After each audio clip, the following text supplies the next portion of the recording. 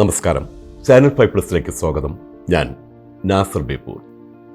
കഴിഞ്ഞ ദിവസം വയനാട്ടിലുണ്ടായ ദുരന്തത്തിൽ 500ഓളം ആളുകൾ മരിച്ചു. 500ഓളം വീടുകളും തകർന്നു. തകർന്ന വീടുകളെക്കാൾ കൂടുതൽ വീട് വയ്ക്കാനുള്ള ഓഫറുകളാണ് ഇപ്പോൾ വിവിധ സന്നദ്ധ സംഘടനകളും ഉദാരമതികളായ വ്യക്തികളും ഒന്നിച്ചവിടെ പ്രഖ്യാപിച്ചിട്ടുള്ളത്. ആകെ പ്രഖ്യാപിച്ച കണക്കുകൾ നോക്കുമ്പോൾ അത് 1000 കവിയാനാണ് സാധ്യത. അത് എന്തിന് എന്ന് എനിക്ക് മനസ്സിലാകുന്നില്ല. വീട് നഷ്ടപ്പെട്ടവർക്ക് വീട് നൽകണം, അത് അത്യാവശ്യമാണ്. പക്ഷെ അതിൽ കവിഞ്ഞു വരുന്ന തുക കൂടുതൽ വീട് വയ്ക്കാനല്ല, ടൗൺഷിപ്പ് മോടികൂട്ടാനുമല്ല ഉപയോഗിക്കേണ്ടത്. അവിടെ ദുരന്തത്തിലൂടെ ജീവനോപാധികൾ നഷ്ടപ്പെട്ട പലരുണ്ട്.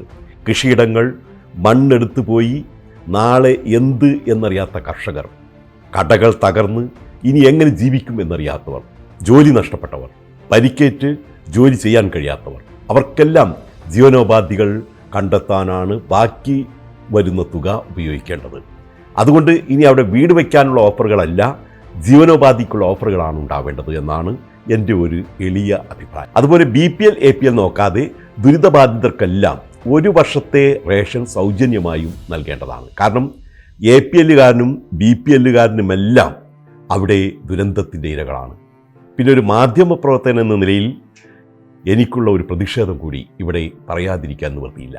ഒരു മാധ്യമപ്രവർത്തകനെ നിഷ്കരണം കാറിടിച്ചു കൊന്ന മനസ്സാക്ഷിയില്ലാത്തൊരു ഉദ്യോഗസ്ഥനെ തന്നെ ദുരിതാശ്വാസ പ്രവർത്തനങ്ങളുടെ ഫണ്ട് കൈകാര്യം ചെയ്യാൻ നിയോഗിച്ചത് ഈ സർക്കാരിൻ്റെ വിശ്വാസ്യത തന്നെ നഷ്ടപ്പെടുത്തുന്നതാണ് എന്ന് ഞാൻ പറയും. അങ്ങനെയുള്ളൊരു ഉദ്യോഗസ്ഥൻ അധികാരികൾക്ക് പ്രിയപ്പെട്ടവനാകാം, പക്ഷേ പൊതുജനങ്ങൾക്ക് അങ്ങനെയുള്ളവർ പ്രിയപ്പെട്ടവരല്ല എന്ന് അധികാരികൾ ഓർമ്മിക്കുന്നത് നന്ന്. ഇത് പറയാനല്ല ഞാൻ വന്നത്. ഒരു ധാർമ്മിക രോഷം കൊണ്ട് അറിയാതെ പറഞ്ഞു പോയതാണ്, ക്ഷമിക്കുക. ഇനി ഈ ദുരന്തം എന്നെ ഓർമ്മിപ്പിച്ച ചില കാര്യങ്ങളെക്കുറിച്ച് പറയാം. ഇതാ ദുരന്തം വരാനിരിക്കുന്നുവെന്ന് നേരത്തെ മുന്നറിയിപ്പ് നൽകിയ മാധവ് ഗാർഗിൽ ഇപ്പോഴും പറയുന്നൊരു കാര്യമുണ്ട്. ഇത് മനുഷ്യനിർമ്മിതമായ ദുരന്തമാണ്. വള്ളത്തോളിൻ്റെ ഒരു വരിയുണ്ട്: ആറ്റിലേക്ക് അച്ചുതാ ചാടല്ലേ ചാടല്ലേ, കാളകൂടോൽക്കട കാഗോളമാടിന കാളിയൻ പാർക്കുമീ കാളിന്തിയിൽ എന്നതാണ് ആ വരി. അതുപോലെ ഗാഡ്ഗിലും കസ്തൂരി രംഗനുമെല്ലാം മുന്നറിയിപ്പ് നൽകിയിരുന്നു. ഇത് കാളകൂടോൽക്കട കാഗോളമാടിന കാളിയൻ പാർക്കുന്ന ഇടമാണ്, അവിടേക്ക് ചാടല്ലേ ചാടല്ലേ എന്ന്. പെട്ടാൽ പെട്ടതാണ്, നിങ്ങളെ രക്ഷിക്കാൻ ആർക്കും കഴിയില്ല എന്ന്. പക്ഷേ ഇവിടുത്തെ പുരോഹിതന്മാരും രാഷ്ട്രീയക്കാരും സ്വാർത്ഥംപരികളായ ഭൂമാഫികളും കേൾക്കാൻ തയ്യാറായിരുന്നില്ല. അവർ ഒന്നിച്ചു നിന്നു പാവങ്ങളെ വീണ്ടും വീണ്ടും ഈ വിഷഭൂമിയിലേക്ക് ആകർഷിച്ചു. അവർ ഈയാമ്പാറ്റുകളെ പോലെ വന്നു, ഇവിടെ വീട് വെച്ചു, ജീവിച്ചു. പക്ഷേ എത്രയോ മുമ്പേ മനുഷ്യ കഥാനുഗായിയായ SK പൊറ്റക്കാട് മുന്നറിയിപ്പ് നൽകിയിരുന്നു: ഇതൊരു വിഷകന്യകയാണ്. വയനാടിനെക്കുറിച്ചുള്ള SKയുടെ ഒരു നോവലിൻ്റെ പേര് തന്നെ വിഷകന്യക എന്നാണ്. എല്ലാ വിഷകന്യകളും അങ്ങനെയാണ്. മനുഷ്യരെ അവരുടെ സൗന്ദര്യം കാണിച്ച് മോഹിപ്പിക്കും, തന്നിലേക്ക് ആകർഷിക്കും, അവസാനം വിഷം നൽകി കൊല്ലുകയും ചെയ്യും. ഇത് പറയുമ്പോൾ നൂറ്റാണ്ടുകൾക്ക് മുമ്പേ നടന്ന ഒരു ദുരന്തം ഞാൻ ഓർമ്മിച്ചെടുക്കുകയാണ്. ഇറ്റലിയിലെ നേപ്പിൾസ് ഉൾക്കടലിൻ്റെ തീരം, സമൃദ്ധിയുടെയും സന്തോഷത്തിൻ്റെയും വിളനിലമായ ഒരു താഴ്വാരം. അവിടെ നിന്നും ഏതാണ്ട് 10 കിലോമീറ്റർ അകലെ മനോഹരമായൊരു പർവ്വതം, വെസൂവിയസ്. ഗാഡ്ഗിലിനെ പോലെ കസ്തൂരി രംഗനെ പോലെ പലരും അവർക്ക് മുന്നറിയിപ്പ് നൽകിയിരുന്നു. വെസൂവിയസ് വെറുമൊരു പർവ്വതമല്ല, അത് ഒരു അഗ്നിപർവ്വതമാണ്. ആഫ്രിക്ക, യൂറേഷ്യ എന്നീ 2 ടെക്ടോണിക് പ്ലേറ്റുകൾ കൂട്ടിയിടിച്ച് കാലത്തിൻ്റെ ഏതോ ഒരു ദശാസന്ധിയിൽ രൂപപ്പെട്ട അഗ്നിപർവ്വതം. അതിൻ്റെ താഴ്വാരം ഫലഭൂയിഷ്ടവും സുന്ദരവുമായിരിക്കാം, പക്ഷേ പോവരുത്, താമസിക്കാൻ പറ്റിയതല്ലെന്ന് വിവരമുള്ളവർ മുന്നറിയിപ്പ് നൽകി. പക്ഷേ വെസൂവിയസ് അവളുടെ സൗന്ദര്യവും സമൃദ്ധിയും കാണിച്ച് അവരെ അങ്ങോട്ടേക്ക് ആകർഷിച്ചു. മുന്നറിയിപ്പുകൾ കാറ്റിൽ പറത്തി ജനം ആ വിഷകന്യയുടെ അടുത്തേക്ക് ഒഴുകി. അവരവിടെ ജീവിച്ചു, പെരുകി. പോംപെ, ഹെർക്കുലേനിയം എന്നീ 2 നഗരങ്ങൾ അവിടെ രൂപപ്പെട്ടു. 2000-ലേറെ മനുഷ്യർ അവിടെ താമസിച്ചു.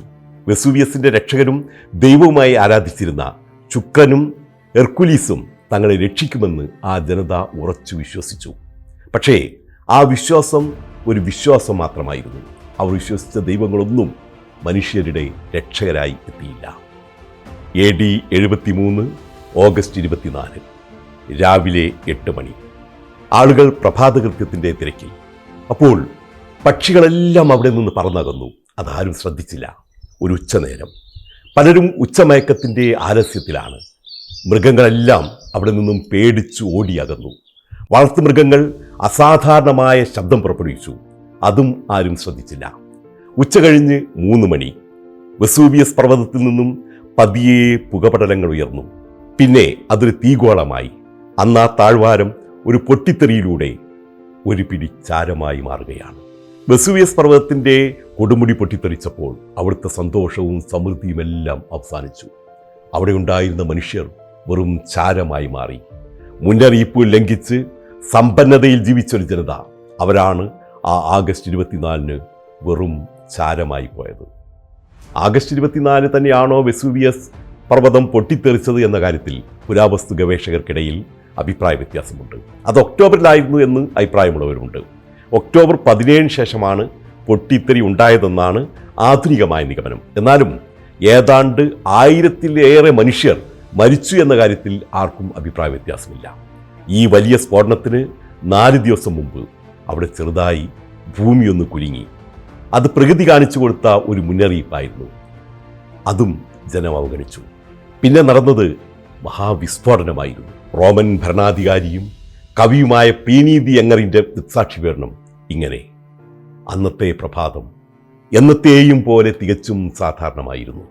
ഉച്ച കഴിഞ്ഞതോടെ പൊട്ടിത്തെറിയുടെ ഒരു വൻ ശബ്ദം കേട്ട് ജനം ഞെട്ടിപ്പറച്ചു. വെസൂവിയസ് പർവ്വതത്തിൽ നിന്നും തീയും പുകയും ഉയരാൻ തുടങ്ങി. അതൊഴുകി തങ്ങളുടെ നഗരത്തെ വിഴുങ്ങുമെന്ന് അപ്പോൾ അധികമാരും പ്രതീക്ഷിച്ചില്ല. പക്ഷേ ആദ്യ സ്ഫോടനം കണ്ടതോടെ തന്നെ വിവരമുള്ള പകുതിയോളം പേർ അവിടെ നിന്നും രാജ്യം വിട്ടോടി. മറ്റുള്ളവരോടും നാട് വിട്ടോടാൻ പറഞ്ഞു. പക്ഷേ പകുതിയിലേറെ പേർ അത് കേട്ടില്ല. വീണ്ടും പൊട്ടിത്തെറി ഉണ്ടാവില്ലെന്ന പ്രതീക്ഷയിൽ അവർ അവിടെ തന്നെ തങ്ങി.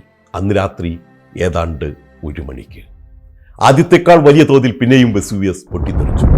പൊട്ടിത്തെറിയുടെ ആഘാതത്തിൽ മേഘം തകർന്നു, മഴ പെയ്തു, തീനദിയായത് രൂപപ്പെട്ടു. പിറ്റേന്ന് രാവിലെ 6 മണി തീനദി പതിയെ താഴ്വാരത്തേക്കൊഴുകി. ആദ്യം അത് തൊട്ടടുത്തുള്ള ഹെർക്കുലേനിയം നഗരത്തിലെത്തി. പിന്നെ അത് ബോംബെയിലുമെത്തി. ആളുകൾ പ്രാണരക്ഷാർത്ഥം ഓടി.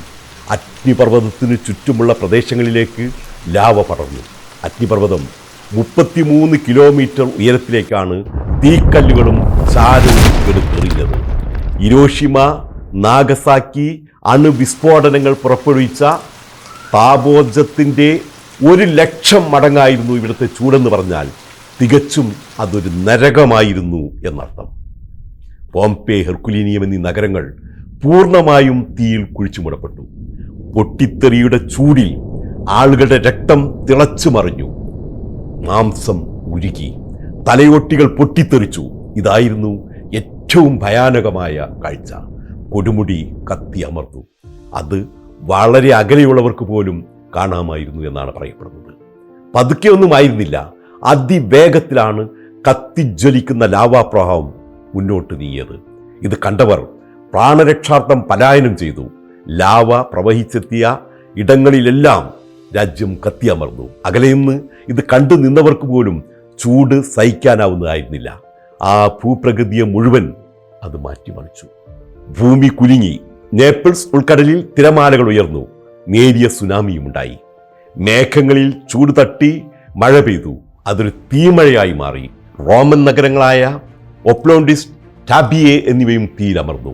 സ്ഫോടനത്തിൻ്റെ അവശിഷ്ടങ്ങൾ 1200 കിലോമീറ്റർ അകലെയുള്ള ഇസ്താംബുളിൽ വരെ പതിച്ചു എന്ന് പറയുമ്പോൾ എത്രമാത്രം വലിയ പൊട്ടിത്തെറിയാണ് ഉണ്ടായതെന്ന് നമുക്കെല്ലാം ഊഹിക്കാവുന്നതാണ്. 2-ാം ദിവസം ഉച്ചയോടെ സ്ഫോടനം അവസാനിച്ചു. അപ്പോൾ അവിടെ ഒരു പുഴയും ജനവാസ കേന്ദ്രവും ഉണ്ടായിരുന്നു എന്നത് വെറും ഒരു പഴങ്കഥയായി മാറി. ഒന്നും ബാക്കിയില്ല, വെറും ചാരം മാത്രം. അന്ന് സൂര്യൻ പോലും അവിടെ തീരാ ദുഃഖത്തിൻ്റെ മാറാ പ്രതീകം പോലെ ദുർബലമായി മാത്രമാണ് വെളിച്ചം പകർന്നത്. അന്തരീക്ഷം മൂടൽമഞ്ഞ് നിറഞ്ഞതായിരുന്നു. അകലങ്ങളിൽ ആലിപ്പഴം പെയ്തു. വെസൂവിയസ് അന്ന് മാത്രമല്ല, പിന്നീട് പലതവണ പൊട്ടിത്തെറിച്ചു. ഈ സ്ഫോടനങ്ങളിലെല്ലാം നിരവധി പേർ മരിച്ചു. കഴിഞ്ഞ 100 വർഷത്തിനിടയിൽ പൊട്ടിത്തെറിച്ച യൂറോപ്പിലെ ഏക അഗ്നിപർവ്വതമാണ് വെസൂവിയസ്. ലോകത്തിലെ ഏറ്റവും അപകടകരമായ അഗ്നിപർവ്വതങ്ങളിൽ ഒന്ന്. എന്നിട്ടും ഇപ്പോഴും അവിടെ ജനങ്ങളുടെ എണ്ണം കുറഞ്ഞില്ല, കൂടി. ലോകത്തിലെ ഏറ്റവും ജനസാന്ദ്രതയുള്ള അഗ്നിപർവ്വത മേഖലയാണിത്. ഇപ്പോൾ 3 ലക്ഷം ജനങ്ങളാണ് ഇവിടെ താമസിക്കുന്നത്. കുറഞ്ഞത് 6 ലക്ഷം പേരെങ്കിലും ചുറ്റുമുള്ള അപകട മേഖലയിലുമാണ് താമസിക്കുന്നത്. അന്ന് AD 79 2000 ഇവിടുത്തെ ജനസംഖ്യ. അതെല്ലാം നിമിഷങ്ങൾ കൊണ്ട് വെറും ചാരമായി മാറി. വെസൂവിയസ് ഇനിയും പൊട്ടിത്തെറിച്ചു കൂടായികയില്ല എന്നതാണ് നിഗമനം. അപ്പോൾ മരണസംഖ്യ പ്രവചനാതീതമായിരിക്കുമെന്ന് നമ്മൾ ഓർക്കണം. എന്നിട്ടും എന്തുകൊണ്ട് ഇവിടെ ഇത്രമാത്രം ആളുകൾ താമസിക്കുന്നു എന്ന് ചോദിച്ചാൽ അതിൻ്റെ ഫലഭൂയിഷ്ടി തന്നെയാണ് അതിൻ്റെ കാരണം. അത് സുന്ദരിയായ ഒരു പർവ്വത മേഖലയാണ്. അത് തന്നെയാണ് അവരെ അങ്ങോട്ടേക്ക് ആകർഷിക്കുന്നത്. എന്ന് മാത്രമല്ല, അഗ്നിപർവ്വതങ്ങളെ സ്നേഹിക്കുന്നവർ കൂടിയാണ് അവരിൽ പലരും. അങ്ങനെ ചിലരുണ്ട് അഗ്നിപർവ്വതങ്ങളിൽ താമസിക്കുന്നവർ, അതിനെ പ്രാണന് തുല്യം സ്നേഹിക്കുന്നവർ. ജപ്പാനിലെ ഉൻസൻ അഗ്നിപർവ്വത സ്ഫോടനം നടന്നത് 1991 അതിന് തലേ ദിവസം പ്രസിദ്ധ വോൾക്കനിസ്റ്റായ അഗ്നിപർവ്വത ശാസ്ത്രജ്ഞനായ മൗറിസ് ക്രാഫ്റ്റ് പറഞ്ഞ ഒരു വാക്കുണ്ട്: കഴിഞ്ഞ 20 വർഷത്തിനിടയിൽ ഞാൻ നിരവധി അഗ്നിപർവ്വത സ്ഫോടനങ്ങൾ കണ്ടു. നാളെ അതിൽ മരിച്ചാലും ഞാൻ കാര്യമാക്കുന്നില്ല. മൗറിസ് ക്രാഫ്റ്റിനെ പോലെ അഗ്നിപർവ്വതങ്ങളെ ഭയപ്പെടാത്തവരാണ് അവിടെ താമസിക്കുന്നവർ. അതിൽ പലരും ഉറച്ചു വിശ്വസിക്കുന്നത് ഇല്ല, ഒരിക്കലും ഇനി ഒരു അഗ്നിപർവ്വതം പൊട്ടിത്തെറിക്കില്ല എന്നാണ്. എന്നാൽ അതൊരു വിശ്വാസം മാത്രമാണ്. നമ്മുടെ മുല്ലപ്പെരിയാർ പോലെ വീരമുള്ളവർ മുന്നറിയിപ്പ് നൽകിയിട്ടും നമ്മൾ ഇന്നും വിശ്വസിക്കുന്നത്, അല്ലെങ്കിൽ വിശ്വസിപ്പിക്കാൻ ശ്രമിക്കുന്നത്, ഇല്ല, മുല്ലപ്പെരിയാർ പൊട്ടുന്ന പ്രശ്നമേ ഇല്ല എന്നാണ്. എന്നാൽ നമ്മളും വെസൂവിയസിനെ പോലെ മുല്ലപ്പെരിയാർ എന്ന ഒരു അഗ്നിപർവ്വതത്തെ വെല്ലുവിളിച്ചുകൊണ്ട് ജീവിക്കുന്നവരാണ്. വെസൂവിയസിന് അരികിലെ ജനങ്ങളെപ്പോലെ നമ്മളും അതിൻ്റെ ഗൗരവം ഉൾക്കൊള്ളുന്നില്ല എന്ന് മാത്രം. അതൊന്ന് പൊട്ടിയാൽ ONV വിലപിച്ച പോലെ മൃതിയുടെ കറുത്ത വിഷപുഷ്പം വിടർന്ന് അതിനിഴലിൽ നീ നാളെ മരവിക്കേ, ഉയരറ്റ നിൻമുഖത്ത് അശ്രുബിന്ദുക്കളാൽ ഉദകം പകർന്ന് വിലപിക്കാൻ ഇവിടെ അവശേഷിക്കയില്ല ആരും, ഈ ഞാനും ഓർമ്മിക്കുന്നതെന്ന്. അതുപോലെ തന്നെയാണ് വയനാട്. അതും ഏറെക്കാലം ഇങ്ങനെ ഇവിടെ ഉണ്ടാകുമെന്ന് പ്രതീക്ഷിക്കരുത്. നമ്മളൊന്നറിയണം, ഇപ്പോൾ വയനാടിൽ അടിക്കടിയാണ് ഭൂമിക്ക് വില കൂടുന്നത്. അത് വാങ്ങുന്നവരിൽ ഏറെയും വയനാട്ടുകാരല്ല, മറ്റു ജില്ലയിലുള്ളവരാണ്. വിവരമുള്ള വയനാട്ടുകാർ നല്ല വിലക്ക് ഭൂമി വാങ്ങി സുരക്ഷിത സ്ഥാനങ്ങളിലേക്ക് ചേക്കേറുമ്പോൾ മറ്റ് ജില്ലക്കാർ അവിടെ വലിയ വിലക്ക് ഭൂമി വാങ്ങി വലിയ റിസോർട്ടുകൾ പണിത് മരണം ഏറ്റുവാങ്ങാൻ ഒരുങ്ങുകയാണ്. കോഴിക്കോട്ടെ ഒരു റിയൽ എസ്റ്റേറ്റുകാരൻ എന്നോട് പറഞ്ഞൊരു കാര്യമുണ്ട്. കോഴിക്കോട് ഇപ്പോൾ ഏറ്റവും കൂടുതൽ ഫ്ലാറ്റുകൾ വാങ്ങുന്നത് വയനാട്ടുകാരാണ്. വയനാട്ടുകാർ പലരും രക്ഷപ്പെടുന്നു, മറ്റു ജില്ലക്കാർ അവിടെ സ്ഥലം വാങ്ങിക്കൂട്ടുന്നു. എന്തൊരു വിരോധാഭാസമാണ് ഇതെന്ന് നോക്കണം. സർക്കാരും മോശക്കാരല്ല. അവർ ഇപ്പോൾ അവിടെ മലയുടെ നെഞ്ചി പിളർന്ന് മരണത്തിലേക്ക് തുരങ്കം ഒരുക്കുകയാണ്. അവരെല്ലാം ഓർമ്മിക്കുന്നത് നന്ന്.